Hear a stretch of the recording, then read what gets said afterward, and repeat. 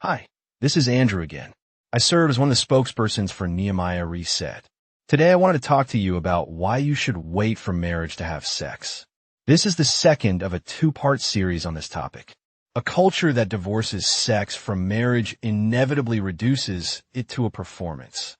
When the covenantal context is removed, the focus shifts from mutual self-giving to personal gratification and technical proficiency. This creates immense pressure, particularly on young men and women, to perform according to the standards set by pornography and a hypersexualized media. This performance trap is psychologically crippling. It turns an act that should be about connection, love, and mutual delight into a source of anxiety and insecurity. Individuals become preoccupied with their own bodies, their abilities, and how they measure up to an imaginary ideal. They're not present with their partner. They're in their own heads, worried about their performance. This is the antithesis of true intimacy. Furthermore, when sex becomes a common, casual activity, it loses its power to be a unique and unifying force within a relationship. If sex is something you do with anyone you date, it is no longer a special language reserved exclusively for your spouse. It becomes just another activity, like going to the movies or out to dinner. The wedding night, which should be the culmination of a lifetime of anticipation and the beginning of a unique, exclusive physical journey, becomes just another night. The specialness is gone. By waiting, a couple preserves the sacredness and power of the sexual act. Their wedding night becomes a true beginning. The moment they cross a threshold they have honored and respected. Their sexual intimacy is not a continuation of past encounters with others, but a brand new language spoken only between them.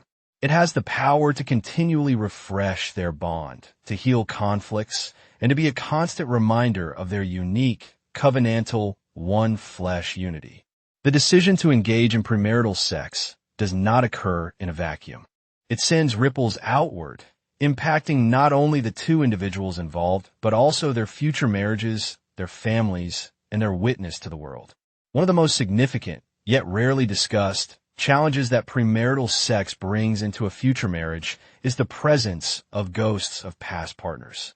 These are not literal hauntings, but the lingering emotional, psychological, and spiritual ties to previous sexual partners. The one-flesh union, as we have established, is a profound reality. When that bond is broken outside of the permanence of marriage, the tearing is painful and the scars remain. These past relationships become a point of comparison in marriage. A husband might wonder if his wife is comparing him to a former lover. A wife might feel insecure that her husband is recalling past encounters. These comparisons, whether spoken or unspoken, introduce a subtle poison into the marital bed, a place that should be a sanctuary of complete security and acceptance. Furthermore, the memories of past sexual encounters do not simply vanish. They can intrude upon marital intimacy, acting as a distraction or a source of guilt and shame. The Apostle Paul, in speaking of the union with a prostitute, makes a statement that reveals the deep spiritual reality of the sexual bond. Do you not know that he who is united to a prostitute becomes one body with her? For, as it is written, the two will become one flesh. 1 Coríntios 6:16. If this is true in a purely physical and transactional encounter, how much more so is it true in a relationship where genuine feelings and emotional bonds were formed? A part of your soul, a piece of your one flesh experience, remains with those past partners. This creates a spiritual and emotional fragmentation that is incredibly difficult to heal. When a couple waits, they bring a clean slate to their marriage. Their sexual journey is a shared story with no other characters. They do not have to contend with the memories, comparisons, or emotional baggage of past lovers. Their intimacy is a pure expression of their exclusive union, a sacred space untainted by the past. Marriage is built on a foundation of trust, commitment, and shared values. Premarital sex actively undermines all three of these pillars. 1. Trust. If a person was willing to break God's command and their own stated values with you before marriage, how can you be certain they will honor their marriage vows to you after marriage? The willingness to compromise on such a fundamental issue before the commitment is made can plant a seed of doubt that grows into a tree of suspicion. 2. Commitment. Engaging in sex before the commitment of marriage is, in essence, trying to have the benefits of the commitment without the obligations. It is a reversal of the divine order. God designed the covenant to come first, creating the safe and sacred context for the physical union. When a couple engages in sex first, they are building their relationship on the foundation of physical pleasure and emotional bonding rather than on a conscious, deliberate, and public commitment. This creates a fundamentally unstable structure. The relationship is held together by the glue of oxytocin and shared history, not by the steel of a covenant promise. When the inevitable difficulties of life arise, and they always do, the foundation of pleasure is insufficient to withstand the pressure. A foundation built on commitment, however, is designed to weather any storm. 3. Shared values. The decision to have sex before marriage is a declaration of one's values. It says, "My personal desires and immediate gratification are more important than God's design, the potential for our future emotional health, and the sanctity of the marital covenant." When two people who have made this decision get married, they're starting their life together on the basis of a shared value that is in direct opposition to God's will. This sets a dangerous precedent. If they were willing to compromise on this foundational issue, what other areas of life will they choose to prioritize their own will over God's? Marriage is built on a platform of compromise and rebellion, not on the rock of obedience and shared faith. In essence, premarital sex creates a house built on sand. The relationship may look good and feel strong during the sunny days of dating and early romance, but when the rains of conflict, financial stress, illness, or temptation fall, the house, lacking a solid foundation of covenantal commitment, is at great risk of collapse. Waiting until marriage is the act of building the house on the rock of a public, lifelong promise before God and witnesses, ensuring that the home you build is one that can stand the test of time. The wedding ceremony is more than a party. It is a sacred public declaration.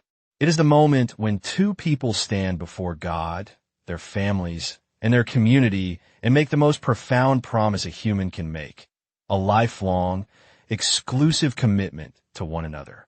The vows are the very heart of the marriage, the legal, spiritual, and emotional framework that gives the relationship its meaning and stability. Premarital sex systematically devalues these sacred vows.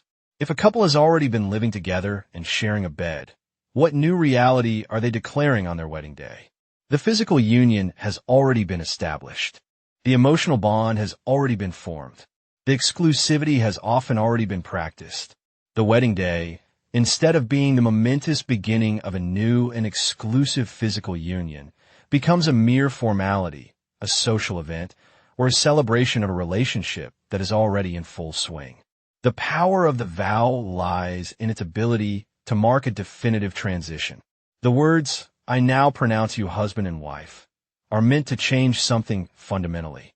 They are meant to be the gateway through which a couple passes, moving from a state of singleness and availability to a state of permanent covenantal union.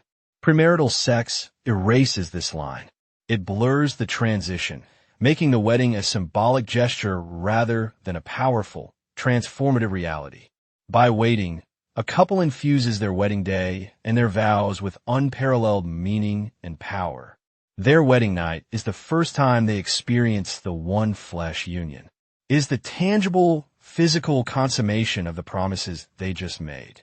Every word of their vows, to have and to hold, to love and to cherish, is given immediate and profound physical expression. The wedding is not an end to the dating phase. It is the glorious beginning of everything. The commitment is not a formality that follows the physical union. It is the sacred key that unlocks the door to it. The reasons to wait until marriage are not just practical, emotional, or relational. They're profoundly spiritual. The Christian life is a life of worship, a call to be set apart for God's purposes.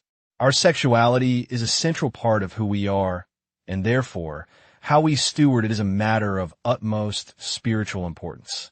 At its core, engaging in sex outside of marriage is sin. It is a direct violation of God's clear commands. To understand the gravity of this, we must understand the nature of sin. Sin is not merely breaking the rules. Sin is, at its heart, a declaration of independence from God. It is saying, I know what you designed, God, but I think I have a better way. I trust my own wisdom and desires more than I trust yours. It is an act of rebellion that separates us from his best for us and grieves his heart. The call to the believer is a call to holiness. The Apostle Peter writes, But as he who called you is holy, you also be holy in all your conduct, since it is written, You shall be holy, for I am holy. 1 Peter 1 verses 15 to 16. Holiness is not about being weird or legalistic. It is about being set apart. It is about living in a way that reflects the character of God and embraces his design for our lives. Our bodies, as Paul reminds us in 1 Corinthians 6, are temples of the Holy Spirit. We were bought with a price, the precious blood of Christ. To use the body, which belongs to God, for an act of rebellion like sexual immorality is to dishonor the very sacrifice that saved us. Choosing to wait is a powerful act of worship. It is a daily declaration with your body. Lord, you are my God. I trust your design. I believe your ways are better than my ways. My body is not my own to do with as I please. It belongs to you. In a culture that worships at the altar of personal autonomy and sexual freedom, this act of surrendered obedience is a profound testimony of faith. It is choosing the narrow path of holiness over the wide road of cultural conformity. And in doing so, you experience the deeper joy and peace that comes from walking in step with your Creator. The Bible warns that sexual sin has a uniquely corrupting power. Paul states in 1 Corinthians 6 verse 18 that it is a sin against one's own body. This is because it perverts the very act that God designed to be a picture of Christ's love for the church. It takes something holy and uses it for a profane purpose.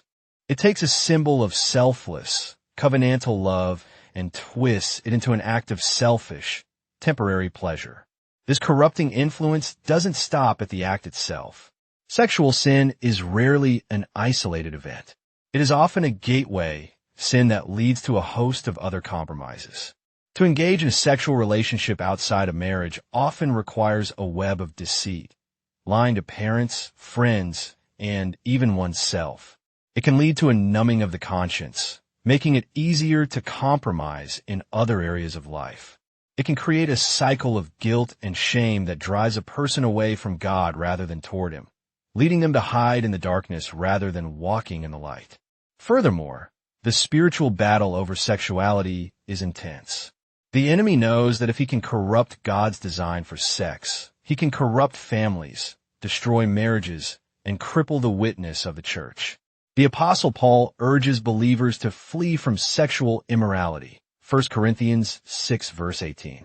He doesn't say to fight it, debate it, or rationalize it. He says to run from it. This is because he understands its immense power to ensnare and destroy. Waiting until marriage is not just a passive choice. It is an active, strategic act of spiritual warfare. It is a refusal to give ground to the enemy in a crucial area of life. The Christian life is meant to be a visible, compelling testimony to the transforming power of the gospel. In a world drowning in the pain of broken relationships, sexual confusion, and emotional baggage, a life of sexual purity is a beacon of light. It is a silent but powerful sermon. When you choose to wait until marriage, you are telling a story with your life. You are telling the world that you serve a God who is real, whose commands are good, and whose design for life leads to true freedom and joy.